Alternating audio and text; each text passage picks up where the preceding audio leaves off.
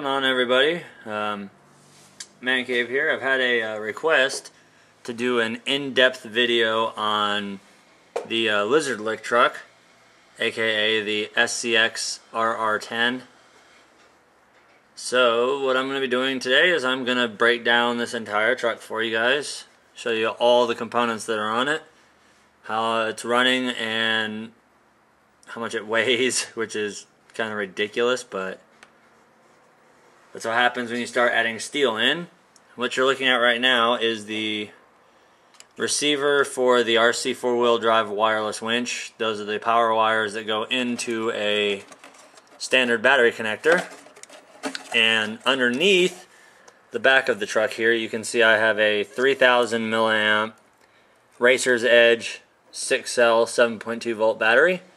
And then up on top, you can see the RC four-wheel drive Bulldog 9300 XT winch. And then what you can't see is that the cable is strung through here. It runs up the boom, back down, and under there, I'm not sure if you guys can see it, but right here is the King Kong hook. And then I also have a King Kong D hook with the mounting plate on it, which is mounted to the rear of the chassis with where the rear lights go. That key fob dangling there is the winch controller, which allows it to go up and down. The tires and wheels I put on this, I had the HPI rock grabbers on it running backwards, but they had way too much sag in the tire due to the extra weight, and that would be my battery charger, which it's not charged yet, so we're going to keep charging. To handle the extra weight on the back of the truck, I decided to go with the G-Made tires off of the R1 buggy because they are a lot stiffer of a foam. And the tires, as you can see, with a fully loaded truck, the tires aren't even squatting. But this started off as an F650 Proline body, which of course I hacked off behind the cab. I used most of a SCX 10 CGR cage. I just hacked the top piece off, cut it flush with there, and then took a piece of 1/8 inch steel, cut it out with a 4 1/4 inch angle grinder, mounted it to the CGR cage itself, then took 1/2 inch angle iron, drilled holes, and mounted that, and then took my 1/2 inch tube, ran a nut and a bolt through it so it pivots back and forth, and then a little upright bracer here that is removable that gives me my boom deflection. As far as a servo wise, right now I am running a Traxxas 2075, but I do have the full metal link kit on here. The front and rear axles have been clocked, so to clock that, the stock holes are right there. I went and drilled holes in the frame to give my axle the clock that I wanted so that the drive shafts were sitting at a more straight angle. And the rear axle is clocked even more. And that one was very tricky, seeing how your stock mounting bolts usually run way lower. I actually drilled mine next to the rear shock mounts, which, as you can see, clocked the hell out of the axle, which is a good thing.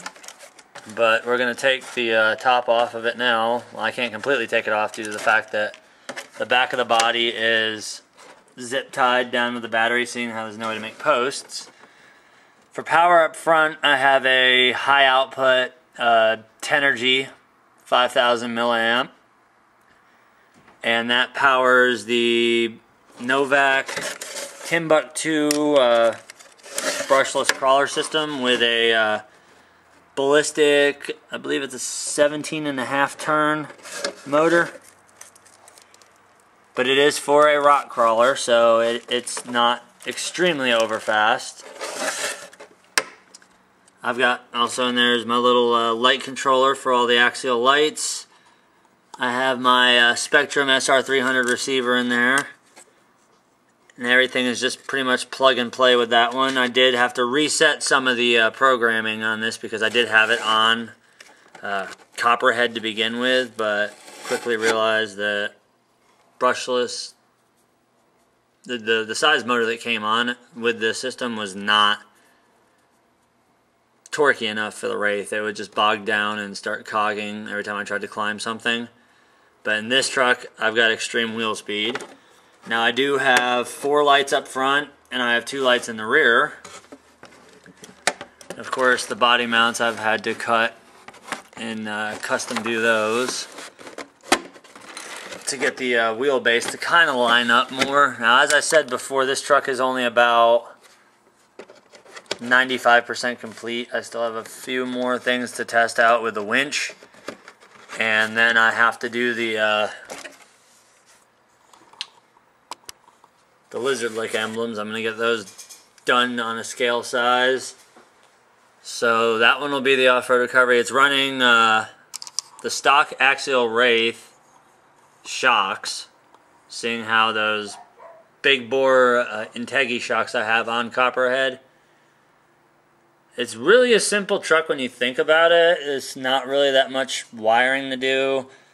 The transmission so far is a stock...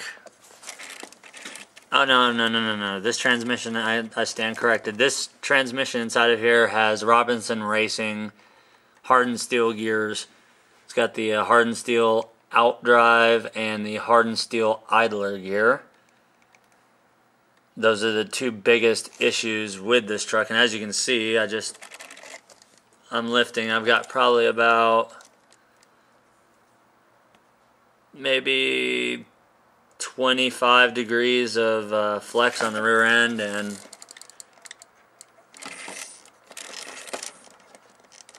probably about 25 degrees flex on the front end too. Never had a problem so far yet, weight-wise, with the Traxxas servo, but this truck weighs in at probably about 10-11 pounds, so you're looking at about the same weight as a T-Max. And this thing is ridiculously fast.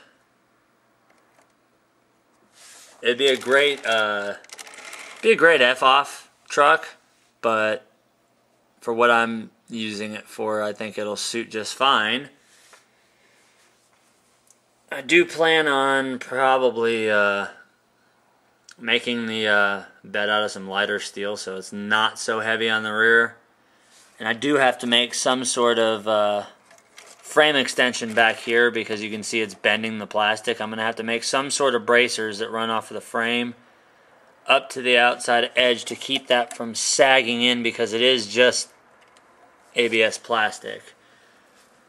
Now, I was originally going to mount the key fob on the other side of the bed, like the receiver for the winches, but then I have no room for anything else. I was going to coil up some cables or something. So, actually, matter of fact, what I was going to use was, if I can get it off the nail here, I was going to use this jack chain that I have, some heavy-duty jack chain, just coil it up.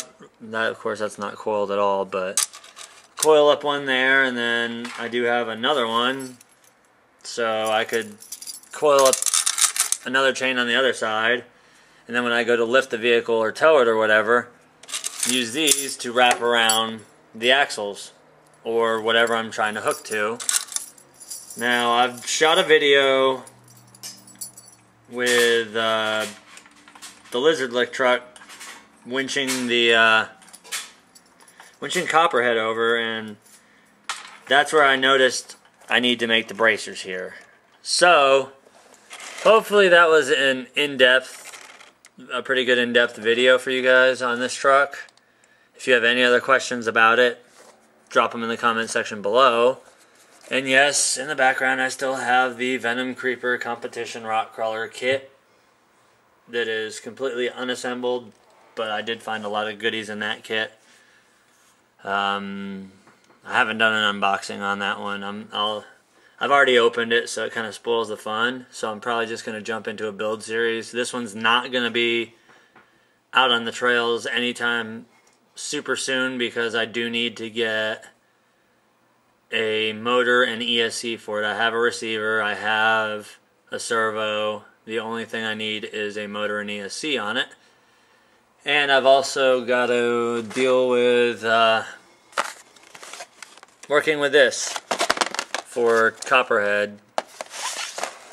I'm going to try, my soldering iron should be here later today, so hopefully that'll get things done, because I really do not want to run those 220 turn motors in the Wraith. That's just way too much freaking power for that to handle. But I did order the full set of Robinson Racing gears for the Wraith, which now includes, for the Wraith only as far as I know, you can get a metal slipper clutch, spur gear, all that, along with your internal gears. But there you go, guys. There's the Lizard Lick truck in a quick 10-minute shot.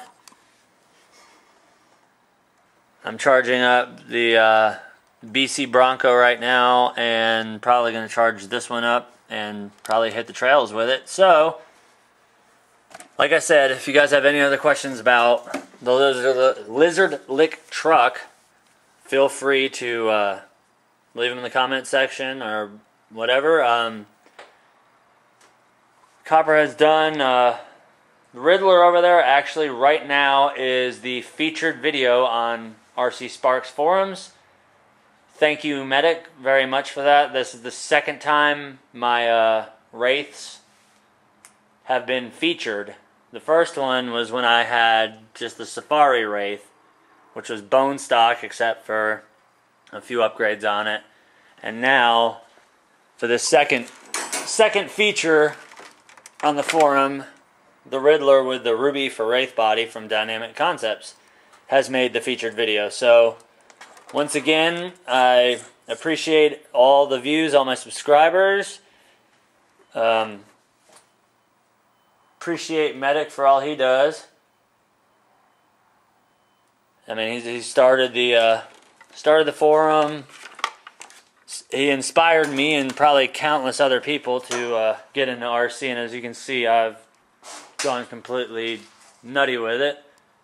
And there's even more to come. 2012 is going to be one hell of a year as far as RC goes, so I've dragged this video on long enough, guys. I'm gonna go check and see if UPS has been here and probably hit the trails and get some trail videos for you guys.